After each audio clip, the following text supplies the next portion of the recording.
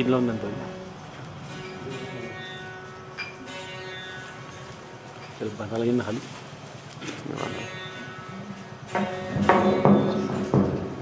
Sama-sama. Apne swarup apna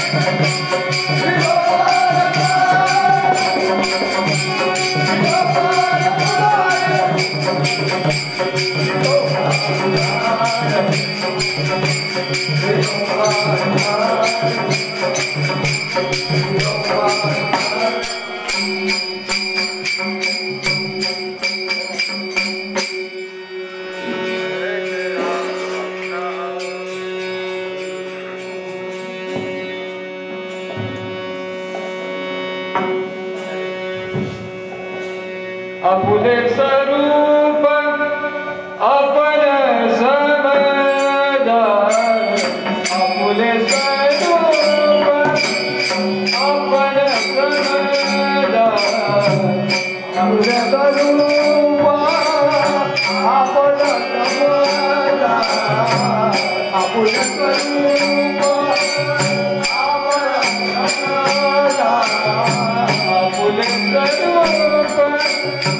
आपण समजा,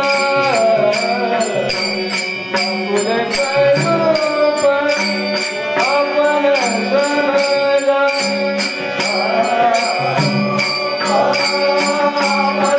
समजा, आपुले स्वरूप आपण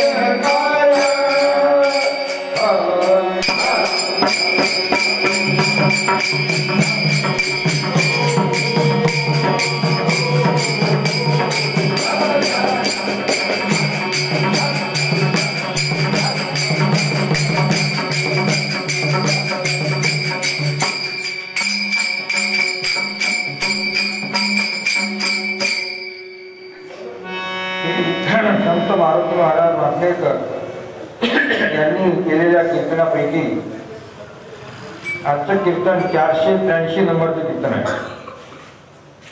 आणि हे कीर्तन महाराजांनी कार्तिक शुद्ध 12 दिनांक 15/11/1937 या साली रात्री हे केलेलं कीर्तन आहे. ते मी आपल्यासमोर वाचून दाखवत आहे. कीर्तनाचा अभंग आहे. हा फुले स्वरूप आपण समज कासया वरदा आरसिया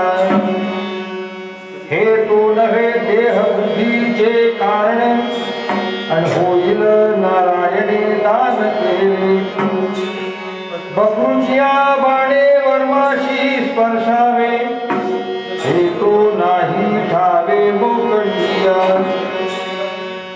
तुका म्हणे बहु सुख या वचन तुका म्हणे बहु सुख या वचन सत्यावीन जाणा चाली नाही हे तो नव्हे देह बुद्धीचे कारण आणि होईल नारायणे दानचे ह्या अभंगात महाराज सांगतात किंवा म्हणतात मनुष्याचे जे स्वरूप आहे ते खरं स्वरूप म्हणजे देव स्वरूपच आहे आणि देव स्वरूप असल्यानंतर तुम्हाला आता हळूहळू तुमचे स्वरूप समजायला लागेल केव्हा जेव्हा तुम्ही अंतःकरण शुद्ध करत गेले तेव्हा कारण मनुष्य मुळातच देव स्वरूप आहे पण आपले रूप नकटे आहे चांगले आहे हे तुम्हाला कशावरून समजते आपण नकटे आहोत किंवा चांगले आहोत किंवा कुरूप आहोत हे कशावरून समजते तर ते आरशावरून समजते आरशात पाहिल्यानंतर माणसाला स्वरूप समजते आणि म्हणून ते म्हणतात आपले स्वरूप आपण समजला कास या वरजा आरसिया मग रूप जर नकटे आहे विनाकारण आरशाला दोष कशाला राहील आरशाला आपण दोष देऊ शकत नाही आरसा म्हणजे काय या ठिकाणी आरसा म्हणजे अंतःकरण महाराज म्हणतात त्या अंतःकरणात तुम्ही पहा तुमचं रूप नक्त आहे चांगले आहे तुम्ही सौंदर्यवान आहे हे त्या आरशामध्ये म्हणतात त्या अंतःकरणाला त्या आरशाला दोष देऊ नका अंतःकरण हा मनाचा आरसा आहे आणि म्हणून ते म्हणतात हे तो नव्हे देह बुद्धीचे कारण हे तो नव्हे देह बुद्धीचे कारण आणि होईल नारायणे दान केले आपण शरीराचा किती लोभ धरला मोह धरला की मला डोळे चांगले पाहिजे मला नाक चांगले पाहिजे या देहाचा डोळ्यांचा लोभ म्हणजे हे सगळे चांगले पाहिजे पण हा जो सौंदर्यपणा आहे हा आपल्या हाती नाही हा सौंदर्यपणा देह लोभाने येत नाही तो जर ईश्वराने दिला असेल तर तुम्हाला सौंदर्य मिळेल कारण दाता तो आहे ते आपल्या हातात नाही आणि म्हणून तुम्ही जर मनाने सौंदर्यवान असले तर बकरूचिया बाणे वर्माशी स्पर्शाने हेतू नाही ठावे मोकळी मनाचा जो सौंदर्यवान असतो त्या मनाच्या सौंदर्यवान माणसावर बबरूने म्हणजे दुर्जन आहे बबरू म्हणजे दुर्जन बबरूने म्हणजे दुर्जनाने सोडलेल्या बाणाने दुर्जन बाण सोडतात तुम्ही आपल्यावर टीका करतात म्हणजे शब्दाच्या वाणीने ते आपल्यावर टीका करतात कोणावर अब्रुदार माणसावर आणि अब्रुदार माणसाचा तो मर्मभेद करावा लागतो पण तो जो माणसावर आरोप करतो दुर्जन त्याला हे माहीत नसते कारण त्याला आपलं स्वरूपच माहीत नसते त्यामुळे तो सज्जन माणसावर बोलतच असतो हे तो नाही ठावे मोकळी आणि ते त्याला माहीत नसल्यामुळे तुकाराम महाराज म्हणतात या वाईट बोलण्याच्या शब्दापेक्षा बहुसुख या वचनात खऱ्या शब्दामध्ये जे सुख आहे ते सर्वांना माहीत आहे आणि म्हणून याकरिता महाराज म्हणतात परमार्थात जर तुम्हाला यायचे असेल तर सत्याचा विचार करा कारण तुकोबा म्हणतात सत्याविन जाणं चाली नाही सत्याचा विचार करा आणि त्याशिवाय यात प्रवेश करू नका तो प्रवेश मिळतच नाही आणि याच्याशिवाय कोणताही मार्ग नाही सत्याविन जाणं चाली नाही तर असा महाराज म्हणतात परमार्थाचा आपण लोकांनी विचार केलेला पाहिजे परमेश्वर प्राप्तीचा उपाय आपल्याला शोधायचा आहे त्याकरिता मारुती महाराज म्हणतात आपले देव स्वरूप प्रथम ओळखल्याशिवाय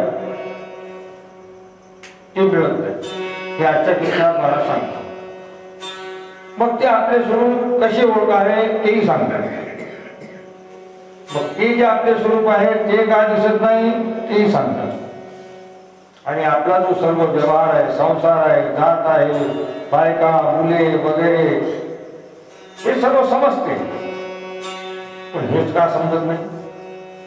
आपल्याला सगळं संसार समजतो, जात बायको पोरं सगळे समजतात, पण हा परमार्थ का समजत नाही किंवा आपलं स्वरूप का समजत नाही? पण याकरिता समजण्याकरिता दैव चांगले पाहिजे. तुका म्हणे दैव बरे नाही ज्याचे त्याचे दुसऱ्याचे काय झाले. ते कीर्तनात आजच्या ऐका की देव काय करतो. देव म्हणजे कोणता? तुमच्या शरीरातला देव आहे. भक्त कुणाला म्हणतात? सेवक कुणाला म्हणतात? तसा हा मनुष्य मेल्यानंतर त्या जीवात्म्याची काय होते हे सुद्धा कीर्तनात सांगतात. ऐका, तो देहात असताना त्याला काय पाहिजे.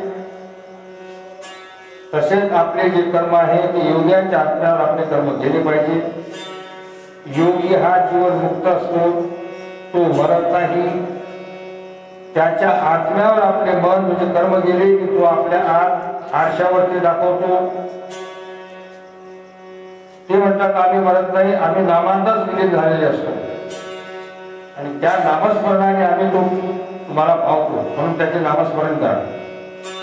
एवढे त्यांचे महत्व आहे, कारण तोच आत्मा प्राप्त होऊ शकतो आपल्याला. कलियुगामध्ये आपल्याला हाच उपाय आहे आणि म्हणून मारुती महाराज म्हणतात करा कलियुगी कीर्तन तिने भेटे नारायण. आपले जे दैविक कर्म आहे कोणते? कीर्तन, भजन, दिंड्या, पताका, अन्नदान, भजन, पूजन, हे कर्म जोपर्यंत शुद्ध मनाने होत नाही तोपर्यंत मारुती महाराज म्हणतात तुम्ही भक्त नाही. म्हणजेच तोपर्यंत तो आपल्या स्वरूपावर येत नाही. आणि म्हणून ते आजच्या कीर्तनात सांगतात की आपले स्वरूप आपण समजा. या विषयावर महाराजांनी छान विवेचन केलेलं आहे की महाराजांच्या शब्दात आपण ऐकतो.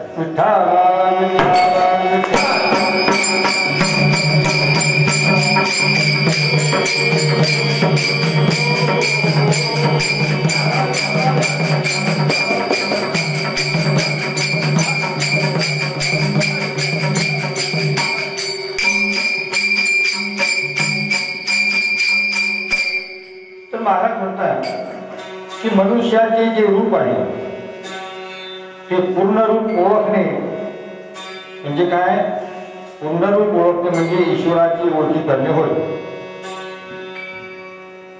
मनुष्याचे रूप ईश्वराचे रूप आहे, परंतु आपण देहबुद्धीचे जीव आहोत, त्यांना ते ओळखता येत नाही. परमेश्वराच्या रूपाला अज्ञान बुद्धीने तो देहबुद्धी धरतो. का धरतो? ईश्वराची ओळख नाही. आणि म्हणून मनुष्य स्वतःला कोणी म्हणतात की ब्राह्मण आहे, कोणी क्षत्रिय आहे म्हणतात, कोणी वैश्य आहे म्हणतात, कोणी शूद्र आहे म्हणतात, कोणी म्हणतात मी गोरा आहे, कोणी म्हणतो काळा आहे. हे असे आपणास ते म्हणून घेतात.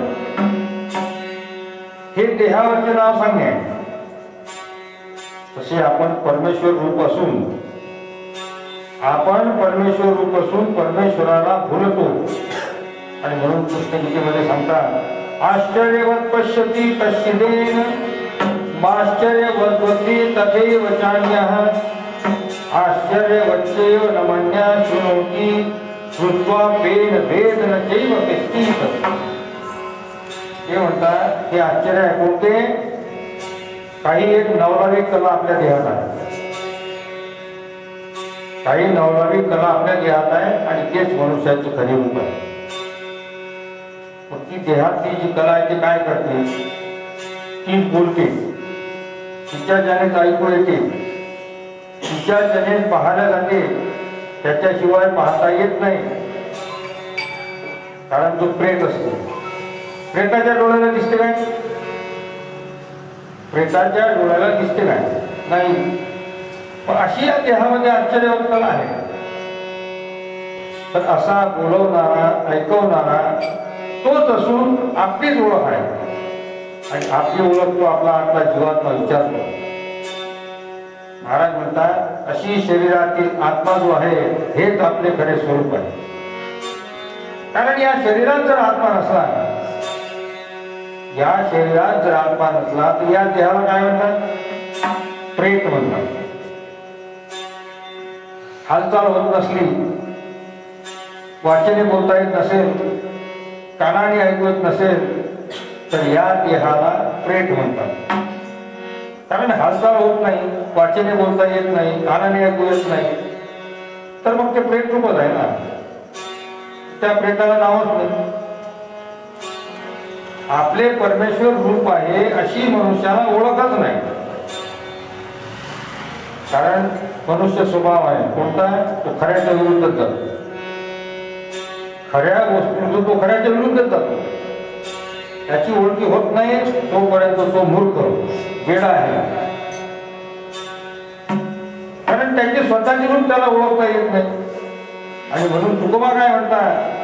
आपल्याला तुकोबा काय म्हणतात? तुका म्हणे तू भया दिवाना,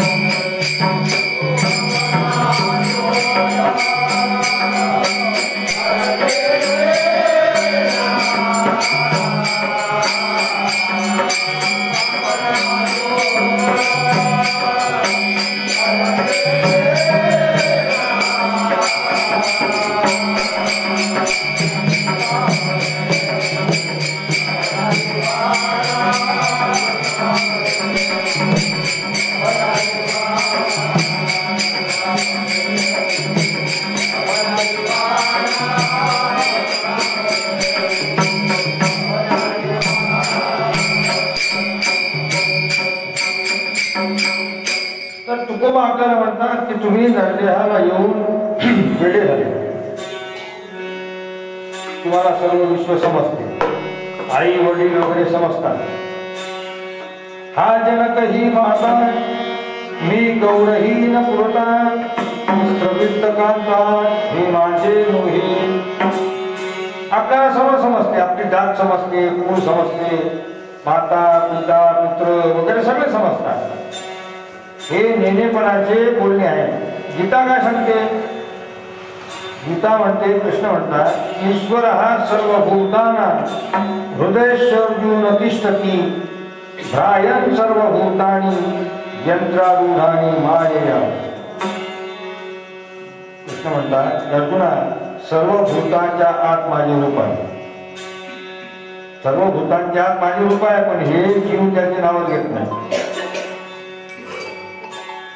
हे जीव त्याचे नावच घेत नाही, तर त्याचे विचार हे विश्वास घेतात.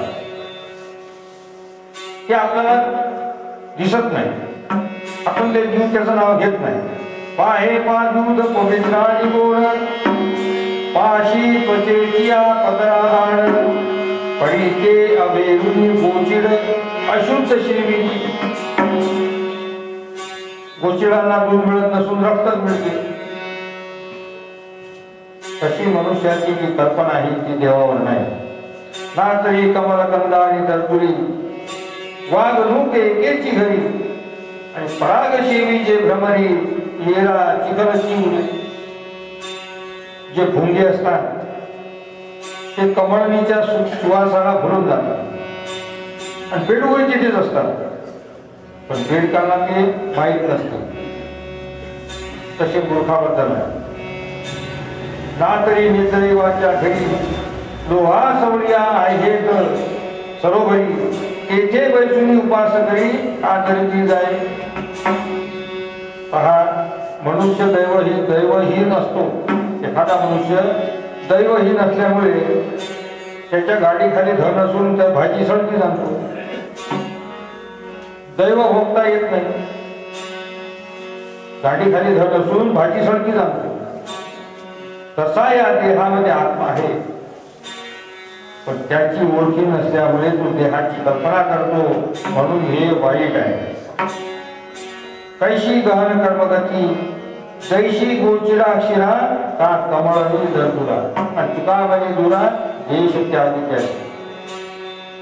असा तो बेडकाला कमळणीचा स्वाद अंतरला. आणि बेडाला किती समजून सांगितले महाराज म्हणतात की आत्म्याला हे म्हण ते म्हण निश्चित असे काहीच म्हणता येत नाही, कारण त्याला समजतच नाही. आणि म्हणून तुम्हाला म्हणतात तुझे आहे तुझ पास, तुझे आहे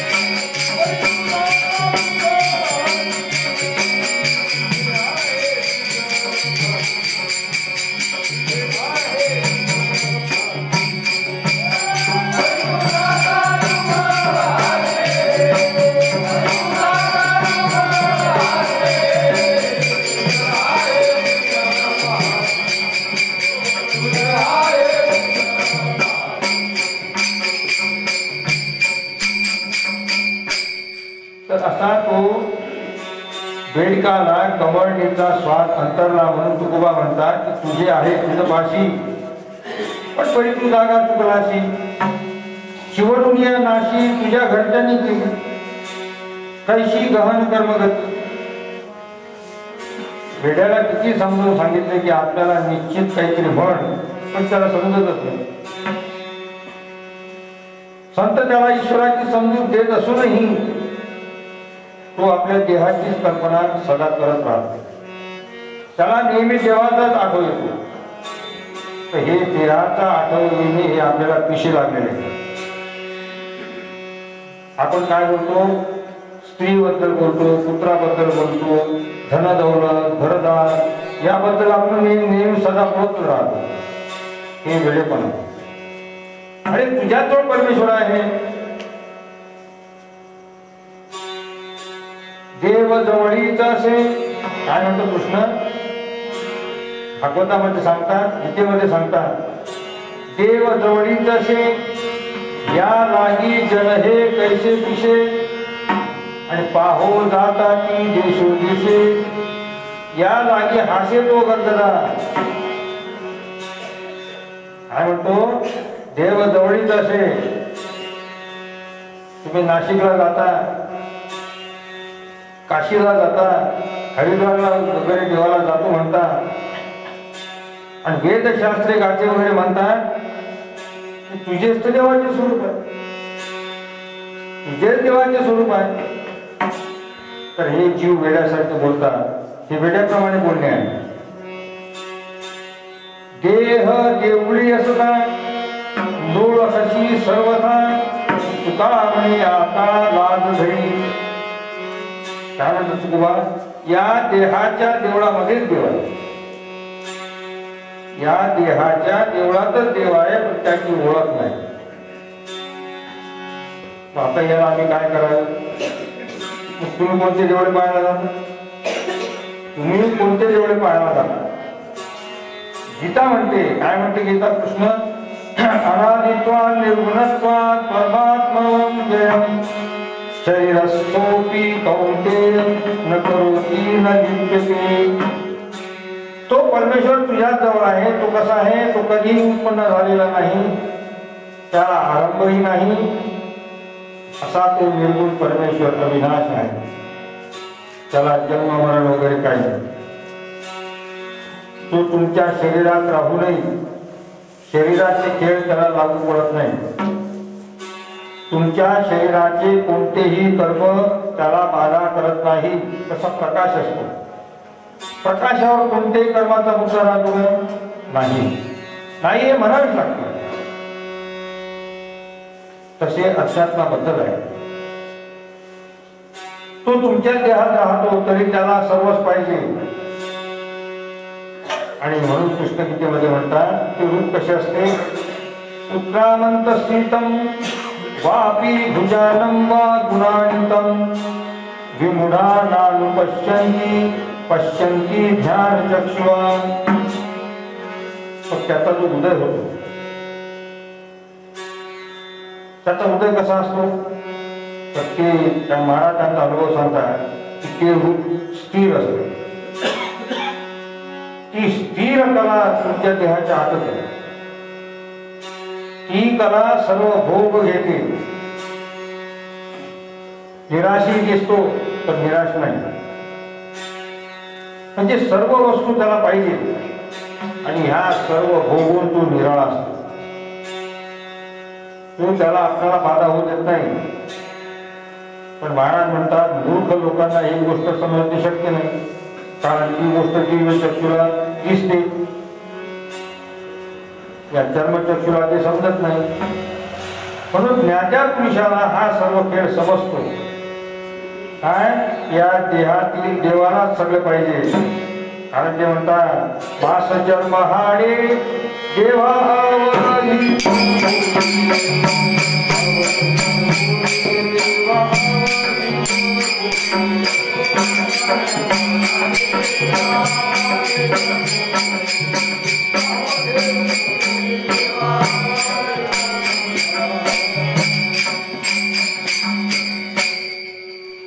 तर अशा या शरीरातील देवाला कोणताही बाट नाही.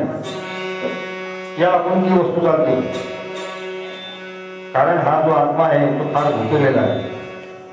त्याला जर तुम्ही काही दिले, काही न दिले तर तो मनुष्याचा आत्मा घातही करतो. कारण हा फार इच्छेखोर आहे, आशेखोर आहे. कारण नाथ महाराज त्याच्याबद्दल म्हणतात, त्यांचा अनुभव सांगतात. काय म्हणतात? तो देव कसा आहे? थोरला देव लाचुंगाना, थोरला देव लाचुंगाना, तोही न भेटे घेतल्या विन, घेतल्याची आपण गर्भवास होतो. हा मोठा खरा आहे, पण काही न दिल्याशिवाय, याला जर काही दिले नाही हा तुमचा सत्यानाश पावतो. कारण त्याच्याने सर्व व्यवहार होतात ना. आपल्याला तहान लागते, भूक लागते, म्हणून याकरिता त्याला सर्व द्यावे लागते, त्याला सर्व दिले पाहिजे. गीतेमध्ये कृष्ण सांगतात काय द्या त्याला? पत्रम पुष्पम फलम तोयम यो मे भक्त्या प्रयच्छति तदहं भक्तु पौरुषमस्यामि प्रयतात्मना. त्याला पत्र पुष्प पाणी वगैरे सर्व त्याला द्या, त्यामुळे तो माझा भक्त होईल. आणि असे जो सर्वस्व अर्पण करेल, त्या देवाला तो जो सर्वस्व अर्पण करेल तो माझा भक्त होईल. याला मी मानतो. देव म्हणतो की असा जो आहे तो माझा आत्मा आहे आणि मी त्याचा सेवक आहे. जो सर्वस्व देतो तो माझा आत्मा आहे, मी त्याचा सेवक आहे असे देव म्हणतो. कारण आत्मा फार इच्छाखोर आहे. त्याला सर्व दिले तर तो पावतो, जसा एखादा मनुष्य कोपलेला आहे तो आपल्याला कशी कृपा करी, तसा हा देहातील आत्मादेव, कारण त्याचं वर्णन करतात त्या देवाचं संत, उदार हा जगदानी. त्याला काय पाहिजे, उदार हा जगदानी, पांडुरंग अभिमानी, आणि तुळशी दल पाणी, तो चिंतनाचा विषय. तो पाणी तरी मागतो, निदान तुळशी दल म्हणजे तुळशीचं पान किंवा चिंतन हे तरी तो मागतो, असा तो अशोक आहे. आपण म्हणतो आम्ही तर दररोज त्याला हे देतो, आम्ही दररोज त्याला देतो, तरी तो आम्हाला का पावत नाही. पण महाराज म्हणतात त्याची ओळख करून त्याला तुम्ही अर्पण करता काय नाही. तर आपण जे वाहतो त्याला हे देहाच्या वासनेवर वाहतो, आपण देहाच्या वासनेवर हे आपण त्याला वाहतो. तसा देव म्हणतो की बाबा सूर्याला प्रतिबिंब आहे, ते प्रतिबिंब तलावात वगैरे पडते. तसे माझे हे जीव जे आहे ते माझे अंश आहे. आणि म्हणून ते अर्जुनाला सांगतात देव, अर्जुना ममेव अंशे जीव लोके जीवभूता सनातनः मनःषष्ठानी इंद्रियानी प्रकृतिस्थानी दर्शते. तसे माझे अंश हे जीव आहे आणि तशी ही सर्व सृष्टी माझा अंश आहे. हे सतत होत राहते. मनुष्याला अंतकाळी काय होते त्याचा अनुभव सांगतात. मनुष्याचे मन आणि पंचेंद्रिय हे जीवात्म्याला अंतकाळी ओढतात. मन आणि पंचेंद्रिय हे जीवात्म्याला अंतकाळी ओढतात आणि घेऊन जातात. आणि त्याला घेऊन गेल्यानंतर म्हणजे त्या पुढे तो येऊ शकत नाही.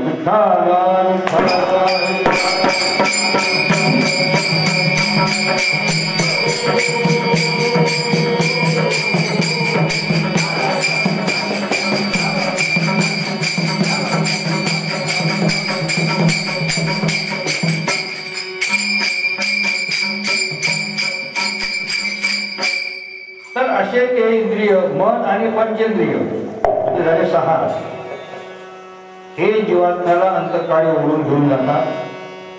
आणि तो घेऊन गेल्यानंतर त्याला त्या देहामध्ये म्हणजे त्या खोलीत तो येऊ शकत नाही. म्हणजे जीव हा कायमचा जातो. आणि ती जी 6 इंद्रिय त्या जीवाला ओढून देतात. आणि तो देह म्हणजे ती खोली जी आहे ते तिथेच पडून देतात. आणि मग तो पुढे कुठे जातो, वासांची जीर्णानी यथा विहाय नवाणी ग्रहाणी नरो प्राणी तथा शरीरानी विहाय जीर्णा न्यन्यन्नी संयंती नवानी देही. ज्याप्रमाणे जुने वस्त्र टाकून देतात तसा हा आत्मा, हा जो आपला देह म्हातारा झालेला असतो त्या म्हातारा देहाला तो टाकून देतो आणि मग नवीन कुडीमध्ये तो जातो. म्हणून महाराज म्हणतात की हा आत्मा देव आणि त्याला जीवात्मा म्हणतात. त्याला काय काय पाहिजे, त्याला विषय पाहिजे, त्याला गोड पाहिजे, त्याला आंबट वगैरे सर्व पाहिजे.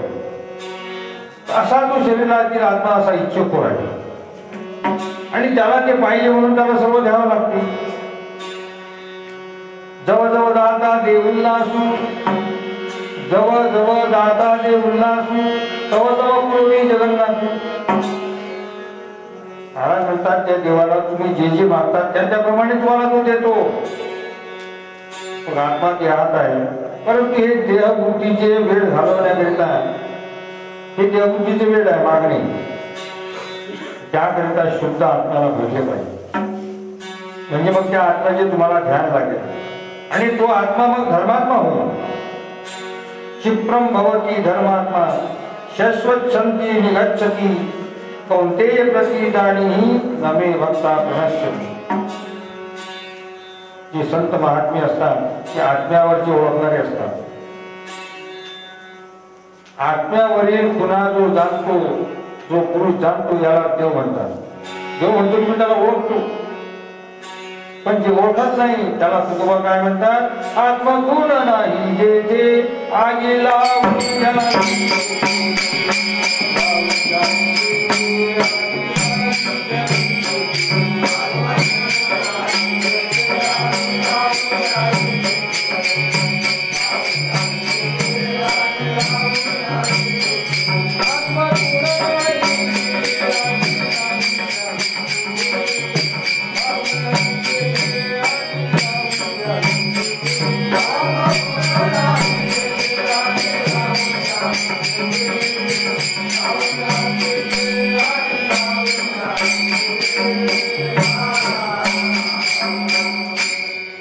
तर असा तो वेडा आत्मा आहे. आत्मा न ओळखणाऱ्याला कितीही खाऊ घातले, याला कितीही दान धर्म केला तरी फायदा कसा होईल. म्हणजे आपल्या घरात आपण खाऊ पिऊ घातले, ही सेवा फुकट जाते, कारण ती वेडे आत्मा आहे. म्हणून हे सर्व तुझे द्यायचे त्या शुद्ध आत्म्याला, त्या महात्म्याला द्यायचे. कारण महात्म्याला आशा नसते, महात्म्याला आशा नसते, पण जो आत्मा असतो ना तो आशा भरत आहे. तुकोबाला भूक लागली, त्याच्यामुळे ही आत्म्याच्या आशेमुळे गोपींनाही दही दुधाचा लोभ तरी तसाच झाला. अक्रूराने समंतकपणे मनाला लोभाने पळवले. अशा प्रकारे तो आत्मा जो आहे आपला, तो आशेखोर आहे. तुकाराम तुकाराम.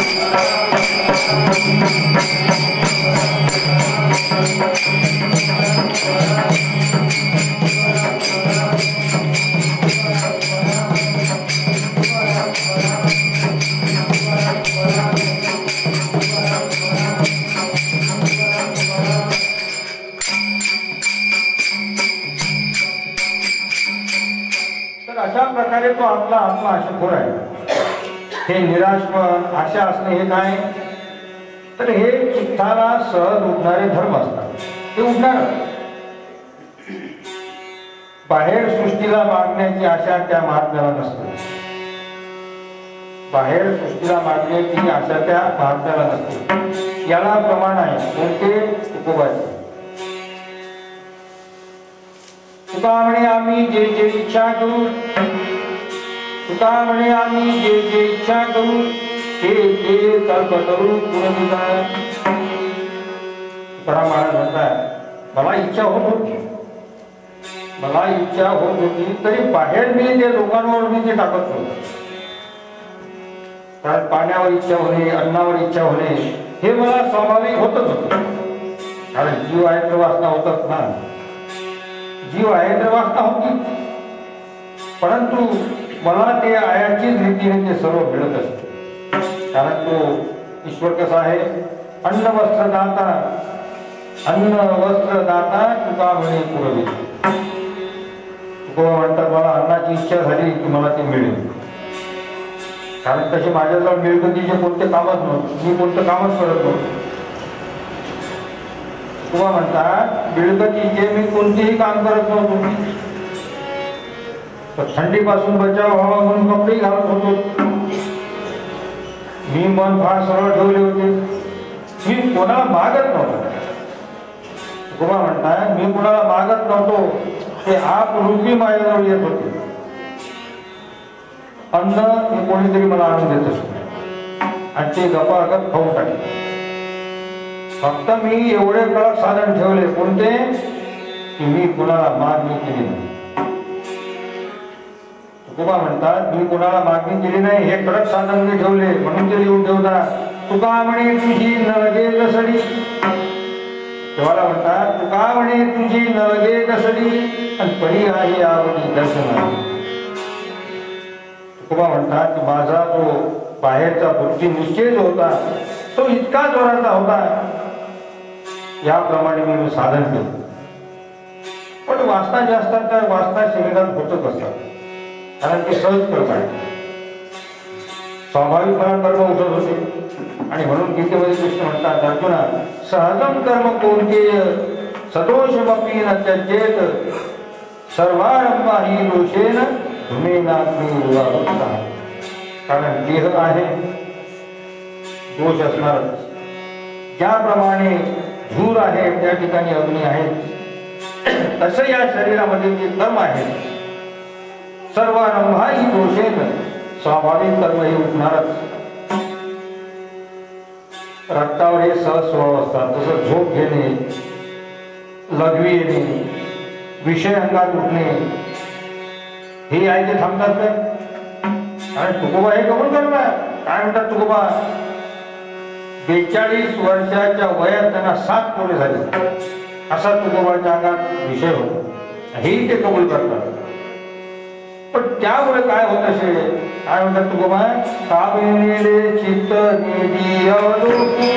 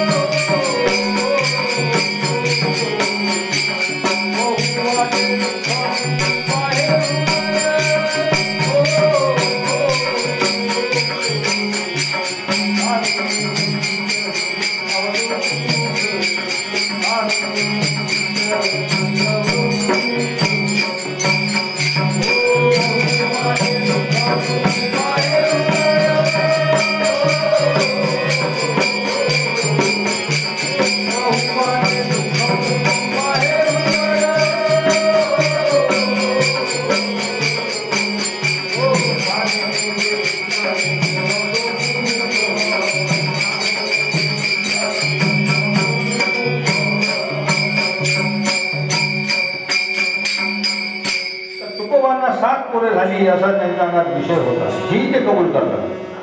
काय म्हणतात ते?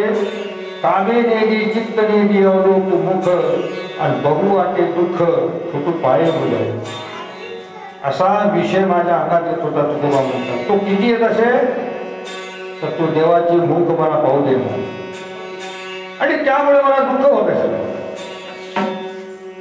आणि अशी वासना ती आत उठते तर तुकोबा म्हणतात मी दाबून ठेवता ठेवता पटकन ती पुरी होईल. दाबून ठेवता ठेवता पटकन पुरी होईल असा सिद्ध आत्मा जो असतो की तू त्याला सर्व देतो. कल्पतरू खाली फडे येती मागितली, तर त्यांची वासना कल्पनेप्रमाणे सिद्ध होईल. आणि अशी कल्पना सिद्ध झाली, बाहेर सत्य झाली, म्हणजे ती कल्पना ब्रह्म झाली म्हणून समजा. म्हणजेच काय झाले? कृष्णाची होई जी आपण तवा कृष्ण होई अंतःकरण. कृष्णाची होई जी आपण तवा कृष्ण होय अंतःकरण. संकल्पाचे आंगण ओळखती सिद्धी. असा जो आत्मा झाला तर अशांच्या कल्पना वासनेप्रमाणे सत्य गावणार नाही. कारण तुकोबाला खटपट न करता ती सत्य झाली. तुकोबा म्हणतात तुम्हाला ती इच्छा होता बरोबर आपोआप ते येऊन पडेल. आणि हे खेळ अयाचीच होत असत. माझ्या चित्तात नसूनही आकृतीचे कामे होतात. कारण सत्य संकल्पाचा दाता नारायण. काय म्हणतात तुकोबा? सत्य संकल्पाचा दाता नारायण सर्व करी पूर्ण मनोरथ अशी योगाचे सत्य होते. त्याला इच्छा उठली ती खरीच होती. मग शुद्ध परमात्मा कोण? योगाचा आत्मा. तो इतका शुद्ध असतो की बाहेरून एखादी वस्तू त्याच्याजवळ आली की त्या विधेय पुरुषाला आठवण नसूनही धन अन्न वस्त्र आले की अगोदर त्याला ते दिसते. अगोदर त्याला ते दिसते. आतमध्ये त्याला आत्मा बोलून दाखवतो. आत्म्याचा निरोध त्याला आगाऊ बरोबर असतो. कारण त्याला सगळे समजते म्हणून ते म्हणतात वाऱ्या हाती माप देतो माझा माय.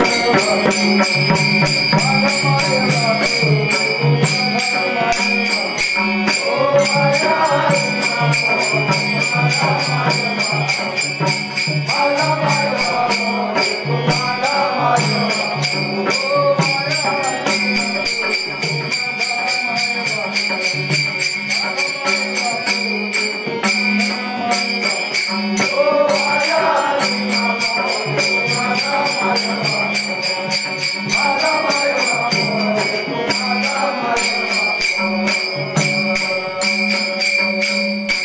म्हणून महाराष्ट्राचा निरोप हे सांगतात, अनुभव सांगतात,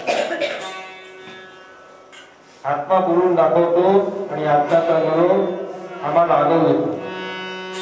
पण ते म्हणतात आम्ही काय करू, आम्हाला कोणतीही आशा नाही, तरी देव दुसऱ्याच्या अंतःकरणात जाऊन उभा राहतो ते आहे ते जाणून घेतो. देव दुसऱ्याच्या अंतःकरणात जाऊन उभा राहतो आणि हे आळ्याची गावाला आणून देतो. असे ते टेकीवर उभे होते. म्हणून काय नाही माता करीत हे सेवा, काय नाही माता करीत हे सेवा, काय नाही लळा पाळीत ते. माता असा जर देव सेवा करू लागला तर त्याची बायको काय काय बंधन करील काय? आई बालकाची सेवा करीत नाही काय? तसे या मायेच्या मनात आले म्हणून ती माया आमच्यावर येते, ती आमची सेवा करते. त्यामुळे ते काय म्हणतात, पांडुरंगा मुदा पिता रघुमाई आमची माता, भाऊ कुंडलिक मुनी चंद्रभागा आमची बहिणी. अशी देवाचे आमचे नाते आहे आणि असे आम्ही योग्य आहोत.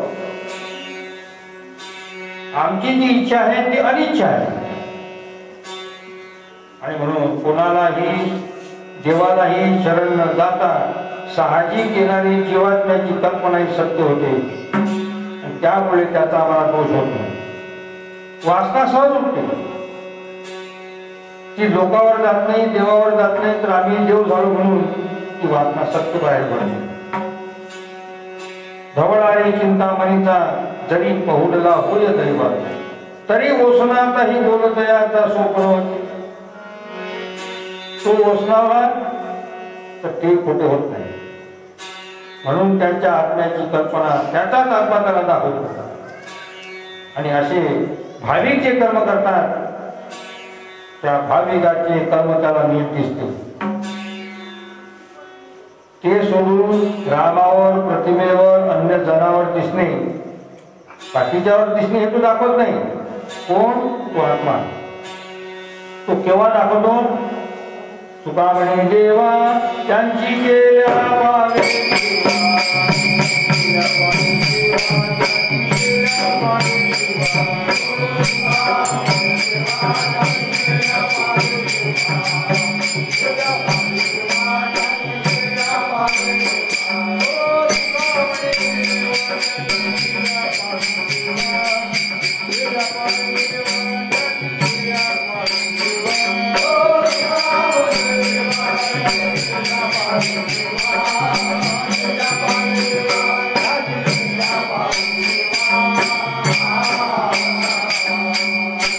तर आपले हे रामावर जनावर दिसणे हे तो दाखवत नाही.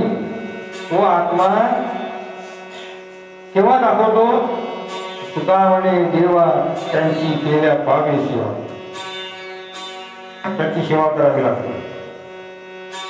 आणि जितकीच एक व्यक्ती पवित्र आहे त्याच्यावर नीट कल्पना केली त्याचा आत्मा ती चुकली जातो. तुकोबा त्यांचा अनुभव सांगतात, तो आत्मा कसा चुकली जातो. तुकोबा म्हणतात, मज कोणी काही करी, मज कोणी काही करी, तुझं अंतरी उमटते. तुकोबा म्हणतात की मला कोणी काही केले, मला कोणी काही केले की माझा आत्मा ते बरोबर सांगतो. आणि म्हणून काय म्हणतात संत, हे विश्वची माझे घर ऐसी मती दयाची स्थिर. ज्ञानेश्वर म्हणतात, हे विश्वची माझे घर ऐसी मती दयाची स्थिर, किंबहुना चराचर आपणाची जाण. आणि तुकोबा म्हणतात, करण्याचे देवा हेची एक पावे सेवा, तेने घडे अवघे सांग आणि भक्त देवाचे ते अंग. शुद्ध आत्म्यात ते कर्म जाईल तेच ईश्वराला पोचते आणि त्याची साक्ष संतांच्या आत्म्याला येते. याला मलाही कळावे असे वाटते तर भावाची शक्ती एवढी वाढवा. तुम्हाला हे समजले, मलाही कळावे असे वाटते, तर भावाची शक्ती थोडी वाढवा, तेव्हा ते दोघांचे आत्म्यात येते आणि ते दोघांचे अंतःकरणाच्या साक्षी दिसावे. ज्याला दिसत नाही तर तो साधू आत्मा तो अनुभव सांगतो. जेव्हा दोन्हीकडे सारखी साक्षी आली ती झाली बरोबर. पण महाराज म्हणतात आपली दशा तशी नाही. जोपर्यंत दशा नाही तोपर्यंत आपल्या अंतःकरणाची साक्षी येत नाही. पण साधूच्या अंतःकरणाच्या भावामुळे ती साक्षी येते. विठ्ठल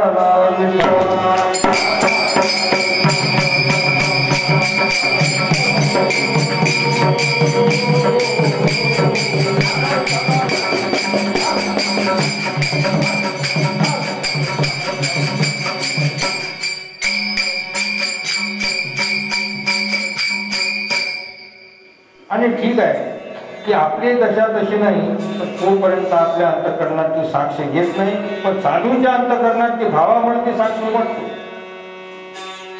त्याच्या भाविकाच्या दासाची त्याला काही कळते, त्याच्या भाविकाची दासाची काही त्याला कळते, कल्याण होईल वगैरे वगैरे.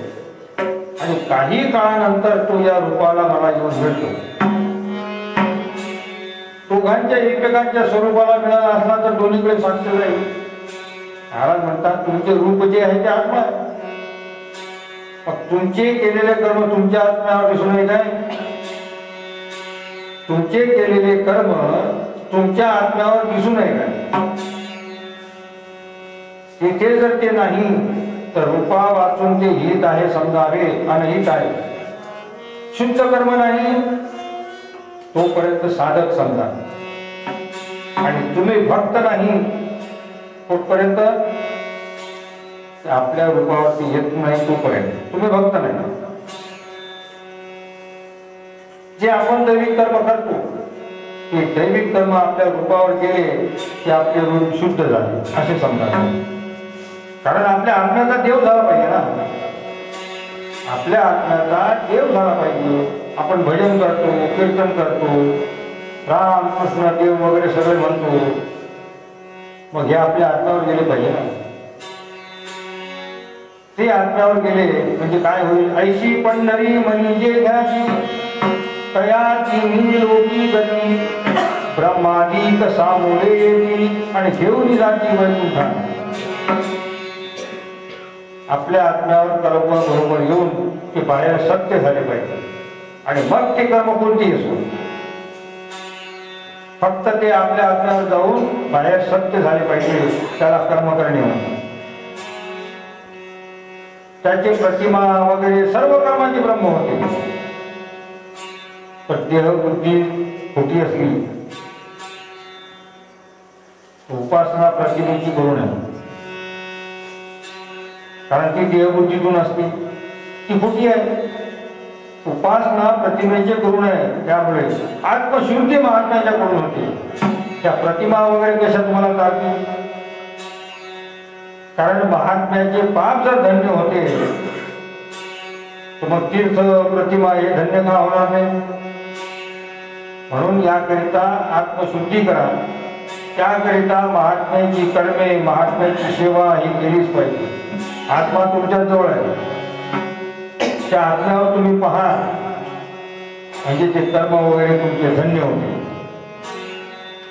आपल्या आत्म्यावर कोणते कर्म रजिस्टर झाले ते पहा. कोर्टामध्ये पोकळ पावती चालत नाही.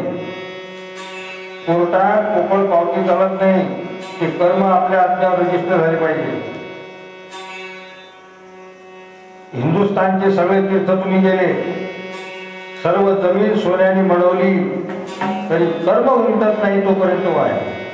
आत्मा शुद्ध होत नाही तोपर्यंत वाय. आणि म्हणून याकरिता आत्मा शुद्ध करण्याकरिता योगी पुरुषावरच भाव धरावा लागतो आणि आत्मशुद्धी करून घ्यावी. आणि मग आपले कर्मदेवाला पोचतात. असे आपले स्वरूप तुम्ही ओळखा असं महाराज म्हणतात.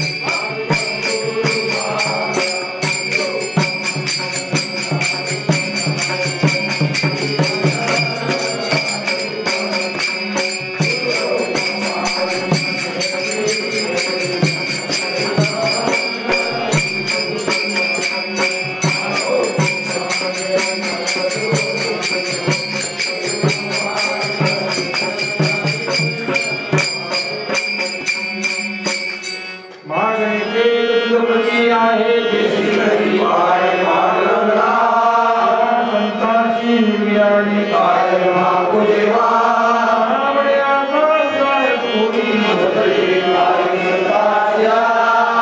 संतांची निर्याणी काय मागू देवा